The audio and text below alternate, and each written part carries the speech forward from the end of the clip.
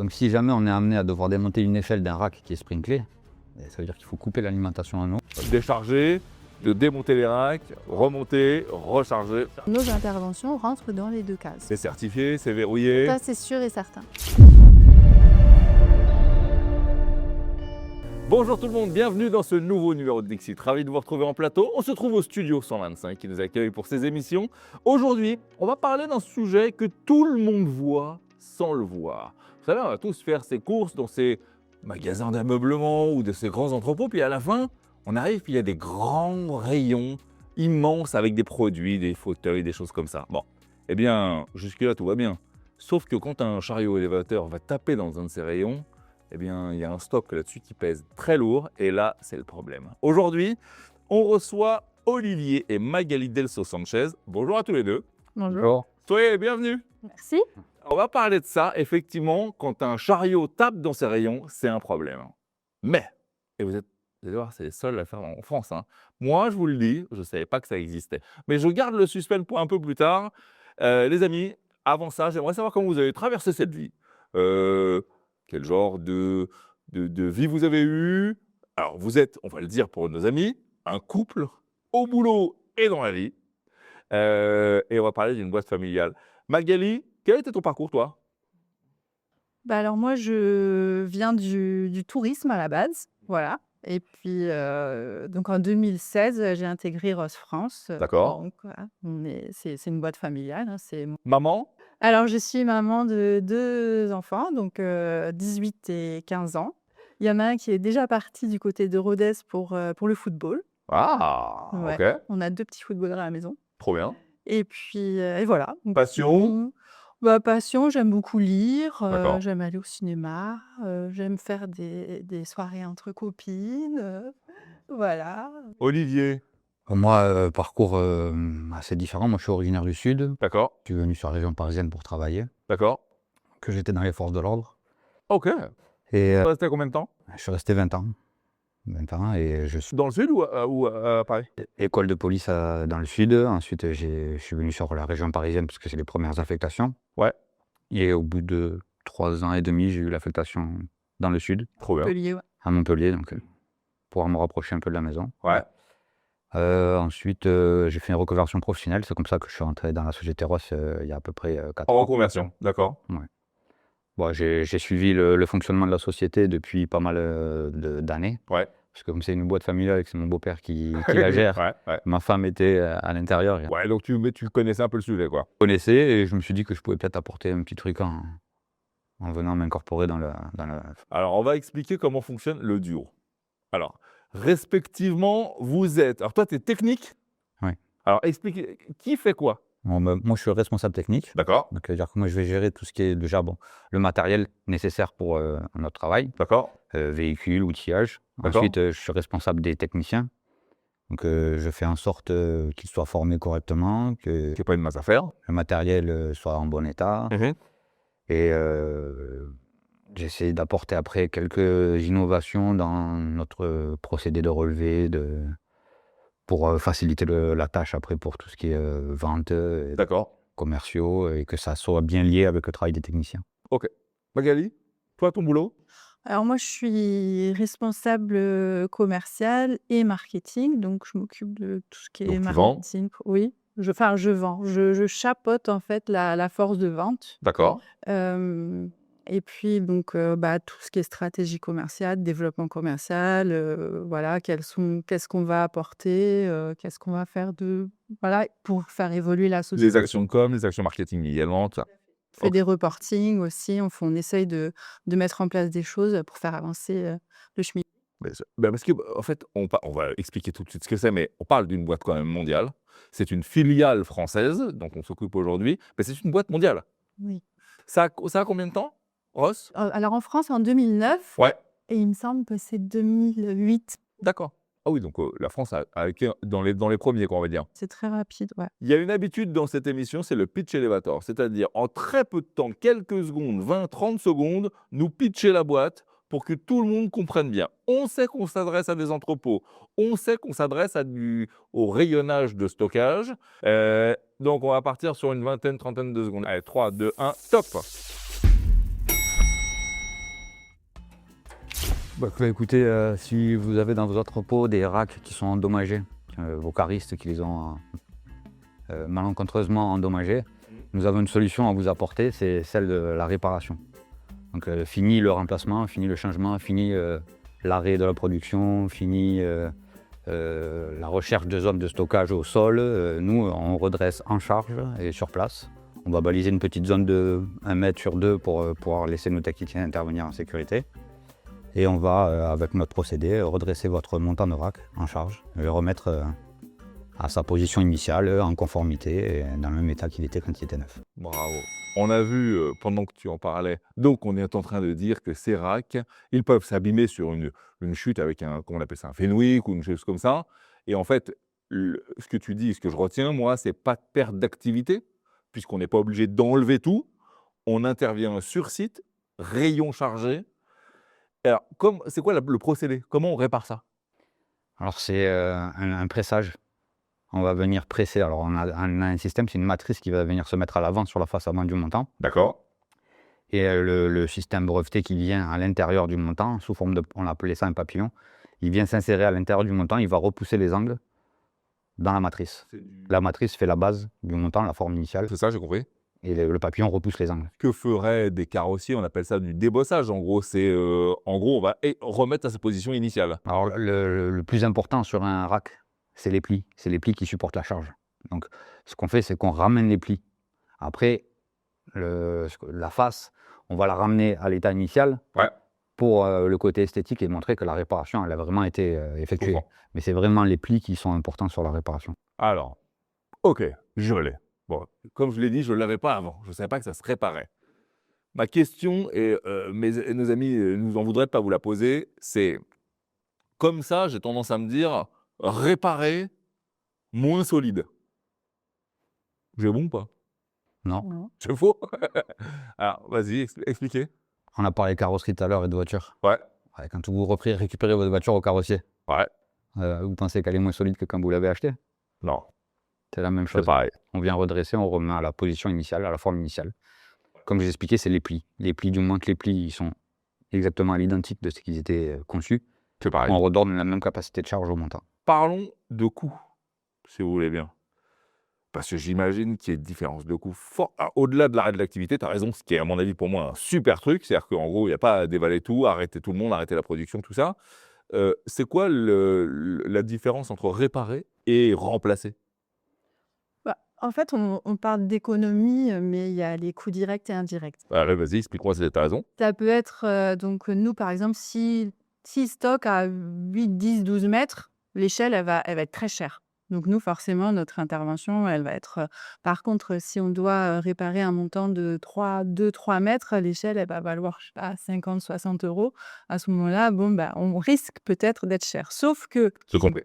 on va intervenir en pleine charge, même si ce sont des racks bas, mais qui sont très chargés, ils ont personne pour voilà. Nous, on va intervenir en pleine charge, et ça, c'est vraiment ce qui C'est clair. réduire les coûts, on va dire indirects, quoi, le personnel, L'arrêt de production. voilà, l'arrêt de À un production, coût tout à fou. fait.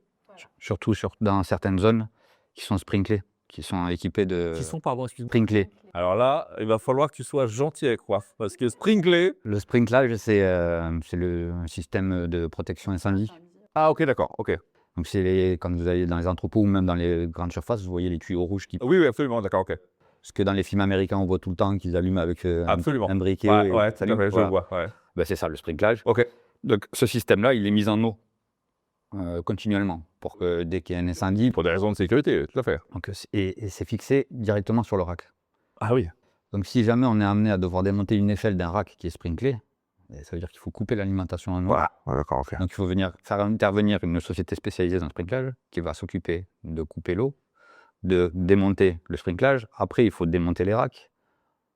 Décharger, de démonter les racks, remonter, recharger. Ok, non. Le sprinklage, en sachant qu'il y a aussi des assurances qui demandent des assurances complémentaires du moment que le sprinklage a été coupé, tout ça. Donc tout ça, c'est au niveau du gain de temps. Je pense que le plus gros gain, c'est le temps. C'est beaucoup d'argent. Et le temps, c'est de l'argent. Bien sûr. Et financièrement aussi, nous, c'est une intervention directe. On va venir, on va vous facturer ce qu'on fait, on répare le rack, on le redresse. Magali, tout à l'heure, on parlait de prix de réparation versus le remplacement. Il y a des aides? Alors oui, éventuellement, les sociétés ne savent pas forcément, les entreprises ne savent pas forcément, mais on a éventuellement l'ADEME, donc qui est Ouais, une qui aide joue pour dans les ce genre de choses, voilà, effectivement. qui est une aide, notamment, hein, pour, les réparations, pour, prolonger Ouais. justement, la vie des infrastructures. Et cette enveloppe que vous allez demander à vos clients, heu, elle se range dans quelle case finalement? Alors elle peut se ranger dans 2 cases, le budget investissement et le budget, maintenance. Donc pas du tout les mêmes. Non, mais par contre, nos interventions rentrent dans les 2 cases. C'est certifié, c'est verrouillé? Ça, c'est sûr et certain. Bon, formidable. Alors, juste qu'on ait un ordre d'idée pour les camarades qui nous regardent. Ça dure combien de temps à peu près une intervention? Alors, on va dire qu'on va donner une moyenne, c'est à la journée, on est en capacité de faire une vingtaine de montants. Ah De oui! 20 minutes à peu près par mois. Ah oui, d'accord, Et oui, donc ça peut durer 1 heure et demie, comme ça peut C'est chez une oui, non, moyenne. mais ce que je veux dire, c'est rien par rapport au fait de dévider, de tout ça. Bah, Ah. par exemple, on change s'ils sont déjà déchargés, je crois qu'on change environ 4 montants par jour, 4 ou 5 montants par Échelle, ouais. échelle, Échelle. pardon. Ah ouais, c'est énorme. Quand nous, on peut en faire plus par jour. Aujourd'hui, vos clients, ils vous appellent pour, réparer ou pour intégrer ça dans leur stratégie à venir, Ça dépend, les prospects ou les clients? les clients, par exemple? Bah, les clients, c'est on a à peu près 60 de récurrents, de clients récurrents. Ah, ils reviennent. Quand ils viennent, nos clients, c'est ouais. Ils restent tout le temps. Bah, en même temps, On a notre procédé aussi, notre façon d'intervenir. C'est-à-dire que la Mmh. première fois qu'on arrive, que le commercial se déplace sur site, il va venir faire un relevé complet du site. Donc on peut déjà donner une idée au Ah ouais. client des défauts qui sont présents sur son site. Alors ça vaut pas comme audit annuel. Ouais, mais c'est une bonne vision quand même des choses. Alors on est en capacité de faire les audits aussi. Moi je suis contrôleur par exemple, j'ai la capacité de faire. Tu peux arriver dans un entrepôt et faire une sorte d'audit à ton client en disant: «Écoutez, là, il y a un problème, là, il y a un problème, là», tout ça. Voilà. Quand on le fait de façon commerciale pour le procédé ROS, Mmh. on va se concentrer uniquement sur ce qu'on est en capacité de réparer. On ne va pas faire un audit général de toutes les composantes du rack. Et les composantes de rack qu'on ne peut pas réparer, on ne va pas Ouais, je comprends. perdre trop de temps à tous les contrôler. J'ai compris. Mmh. Qui sont vos clients en général? Bah, c'est la logistique, la grande distribution, l'industrie, on a tout un panel. Ça peut être des toutes petites entreprises comme, Ouais. des gros clients comme, Carrefour Supply Chain, FM Logistique, tous les enfin les IBM, Leclerc. Leclerc. On intervient toute France et on essaye de mutualiser, par exemple, les chantiers quand on en est en Bretagne. Bon, ça fait un peu loin parce que la base là on n'a pas de bassin ouais. du tout là-bas. Donc on mutualise les chantiers pour amortir un petit peu les frais des clients surtout. Beh, bien sûr, mais qui dit brevet, qui dit technique, technicité, comme tu le disais, dit personnel, hyper formé. Personne peut le faire. Enfin, si tu es pas formé à ça, tu peux pas le faire. C'est quoi l'équipe de Ross France? Comment elle est constituée? Côté technique, Ouais, moi je suis responsable, j'ai une assistante technique ouais. qui va m'aider dans tout ce qui est commande de matériel supplémentaire, de composantes de rack qu'il faut remplacer pour Ouais. pouvoir réparer. Mmh. Elle va gérer aussi un peu le planning, Les plans de prévention. les plans de prévention, parce que Ouais, ouais, chronophage, chaque ouais. site logistique a besoin D'accord. d'un plan de prévention à chaque fois pour nous informer de toutes les mesures de sécurité à respecter Mmh. sur leur entrepôt. Ensuite, là, on vient de modifier un peu l'organigramme. On a promu 2 techniciens qui Donc les techniciens qui interviennent sur ces fameux. OK. ont été promus en techniciens-chefs, D'accord. donc des techniciens référents Donc, qui ouais. vont former les Ils ont une nouveaux, partie de management? mais surtout formation, management, parce qu'ils sont chacun dans une base technique différente. D'accord. Comme nous, on est basé quelque part, que chaque base technique est éloignée, Ouais. il nous faut un référent dans chaque base. Et donc, Donc ils transmettent un peu le savoir. voilà, ils transmettent, ils forment, et après, ils ont aussi, ils vont devoir évaluer chaque technicien pour qu'on puisse être sûr que le travail effectué soit tout le temps le même et de bonne qualité. Vous avez de la peine à recruter ou pas? Oui. C'est dur? Comme dans beaucoup de métiers, hein, Ouais, nous, on a une grosse problématique, c'est qu'on part à la semaine. Ah waouh! Donc, Technicien par ta semaine. Ouais. part à la semaine, la mission, part à la semaine. Donc, c'est le point faible pour recruter, c'est celui-là. Ah ouais, donc ouais, vos techniciens, on les salue. Grosse médaille, les gars, quoi. Ah oui, voilà, ils sont méritants. Hein. Bah, le salaire, on est obligé de faire un salaire quand même attractif. Bah oui. Et puis aussi, ils rentrent pas, ils partent le lundi en général, ils rentrent le jeudi. Après, la boîte, elle est innovante. Tu sais, ça peut aussi créer de l'appartenance, de d'être fier d'avoir quand même. C'est une boîte. J'allais te dire boîte à impact. Pourquoi je dis ça? Parce que quand on répare, on ne consomme pas d'acier nouveau, on ne fabrique pas d'acier nouveau et tout ça. Ça a quand même une vertu. Est-ce que vos clients vous en parlent de cet aspect-là? De plus en plus, ouais. De plus en plus, parce que justement, ils peuvent, par le côté écologique, ils peuvent avoir notamment des aides. Donc, mais en plus, ça devient de plus en plus un sujet Bah, évidemment. évidemment. Donc nous, bah, ouais, on ne fait pas de déchets, pas Bah oui. de Surtout que, ouais, économie justement, de CO2. quand elle parle de déchets, quand on remplace un montant, l'entreprise qui vous le remplace, elle ne va pas le récupérer. La plupart du temps, il se retrouve stocké au fond d'un parking, à rouiller, à attendre que ça se passe. Et un jour, ils disent: ah, punaise, il faut qu'on s'en sépare, il faut qu'on s'en débarrasse. Là, le montant, on lui redonne lui 3 fois. On va le réparer 3 fois. Jusqu'à 3 fois, on peut réparer? On On est certifié jusqu'à 7. Mais par contre, on le répare jusqu'à 3 fois et après, il faut le changer. Ouais, mais donc c'est-à-dire du rédit. Bah, du réduit, c'est pareil que si on le change, parce que si on le change et qu'il rechoque au Mais même c'est ça. endroit, on est obligé de le rechanger. Donc, c'est exactement la même durée de vie. Là, on multiplie Oui, la durée de vie du montant, on la multiplie C'est par. hyper rentable. Surtout qu'on a une capacité maintenant, on a évolué aussi. On a une capacité à bien cerner le type d'impact qu'il y a sur le montant. L'expertise du métier, vous devenez expert de votre truc. Ouais. Et en fait, on a développé plusieurs styles d'étiquettes pour pouvoir comptabiliser chaque réparation qui a été faite sur chaque montant. Une trace de ton passage à chaque fois en disant. Je mets une étiquette. La nouveauté maintenant, c'est qu'elles vont être datées. Ok. Mois, année. Comme ça, le client sait à quel moment on est intervenu, il sait si son montant est. On a ça dans l'industrie des ascenseurs, des extincteurs, des choses comme ça. On s'est inspiré de ça pour Ouais, c'est génial. faire. Ouais, mais c'est fiabilité totale. Donc c'est pour avoir au moins un suivi au niveau du temps. Ouais. Et ensuite, on détaille sur nos étiquettes le nombre de fois qu'on est intervenu. On va avoir R1, redressage 1, redressage 2, redressage 3, pardon, avec des couleurs distinctives, vert foncé, vert clair, jaune. Et après, on va avoir laverie, c'est le montant qui va tourner sur lui-même, sur son axe, ou le pincement, les ailettes qui se referment. Et tout ça, ça nous permet de bien. Un pincement et une vrille, ça n'enlève pas de vie au montant. Ça n'enlève pas de vie au montant. D'accord. Ok. Donc on peut réintervenir. Alors que si on passe plus la souvent. presse. Du moment qu'on a pressé le montant, qu'on a ramené les angles, ça impacte sur une vie. Après, nos techniciens, ils sont formés pour que si le choc il est vraiment, vraiment important, ils peuvent sauter une étiquette. Ils peuvent passer de la 1 à la 2 ou à la 3 directement. C'est préventif. Voilà. Par contre, on a 3 critères qui font qu'on ne peut pas réparer un montant. Ok, vas-y. C'est la corrosion perforante, forcément. On peut imaginer, ouais. Après, la déchirure. Des fois, généralement, les montants qui sont frappés vraiment très fort, qui se plient, La matière se déchire. Du moment qu'elle s'est déchirée, on ne peut plus exercer de pression dessus. Faut y aller fort pour... Ouais, mais il y a des carisses. Il y a des. Ouais. Il y a des montants comme ça parfois. Hein, Ah, waouh. Ah oui. Il y a d'autres choses, il y a des montants carrément arrachés du sol aussi. Hein. Ah ouais. Bon, après, il y a une sacrée inertie. Hein, avec un chariot élévateur, c'est lourd. Hein. Ouais, Oui, puis t'as un poids fou, t'as un poids fou derrière. En France, on est bien là-dedans, on est précurseurs par rapport aux pays européens ou mondiaux. Nous, on a, depuis que la société existe, elle a été inventée aux Pays-Bas. Ouais, d'accord. Et entre l'Allemagne, l'Espagne et la France, on est les premiers. Ah d'accord, bah c'est super. Bah cocorico alors, on est bien. D'accord.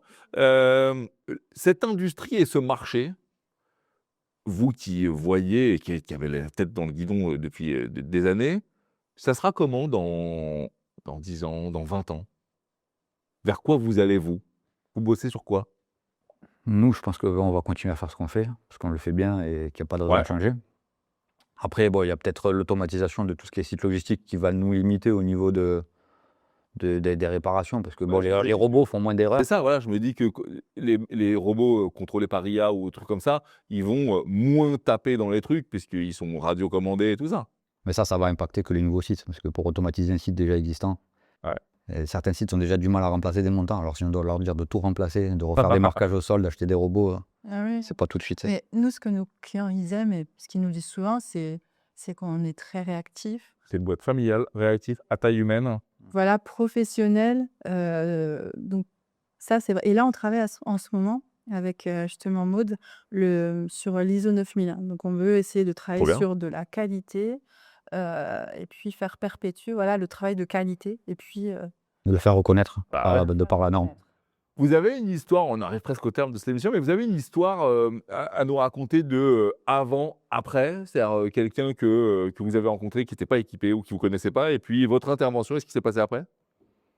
Ça, c'est dur d'en avoir une concrètement parce que nous, On on est. n'est pas sur le terrain. Voilà. en plus. Moi, je vais faire on les est pas relevés, trop tout sur ça. le terrain. C'est plutôt les techniciens qui auraient pu vous raconter une histoire dans ce genre-là, mais quelque chose qu'on a constaté de marquant, ouais, c'est comme elle vous a expliqué, c'est des montants complètement arrachés du sol avec les palettes posées dessus, 3, 4, 5 tonnes de matériel.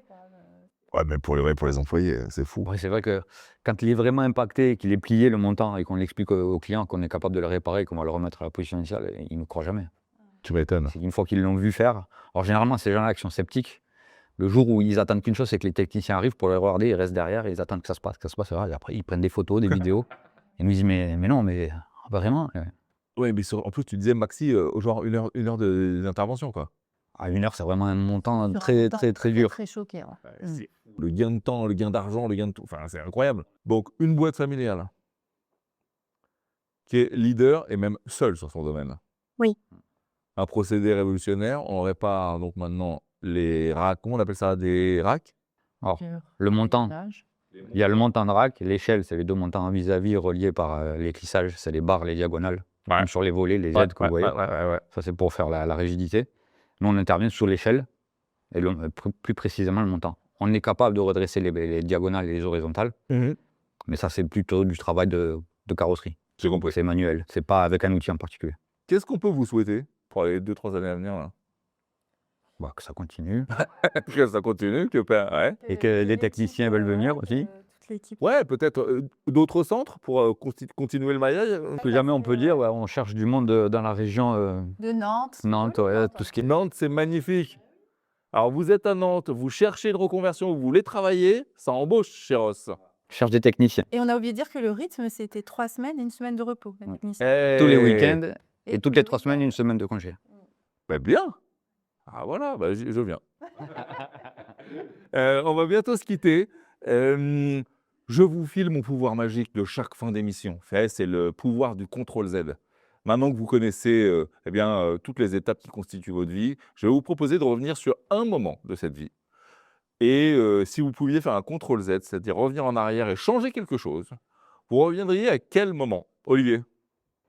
Moi, perso, moi, je vous rends un clavier, CTRL-Z, je le fais pas. Super, Moi, je me suis régalé, je regrette rien. J'adore cette réponse. Au niveau personnel, en tout cas, oui. Moi, ça serait pareil. Vous êtes heureux? En vérité, vous êtes heureux? On arrive à travailler ensemble. Mais c'est fou ça quand même. C'est assez rare, hein. On ne reçoit pas souvent des couples. Merci beaucoup d'avoir passé ce temps avec nous. On en sait plus maintenant sur Ross France. On va s'adresser aux gens qui nous regardent. Vous avez des entrepôts, vous avez des choses à faire réparer. On va vous mettre toutes les coordonnées de Ross France pour pouvoir les contacter, prendre de l'information. Vous les avez au téléphone, vous pouvez faire un petit coucou et voir un peu comment ça se passe. On recrute sur le bassin nantais, donc amis techniciens, si vous voulez jouer le jeu, allez-y. Vous qui nous regardez, on se retrouve très vite pour une nouvelle émission de Dixit. D'ici là, tâchez d'être heureux. Et le reste, ça suit toujours. Bye bye.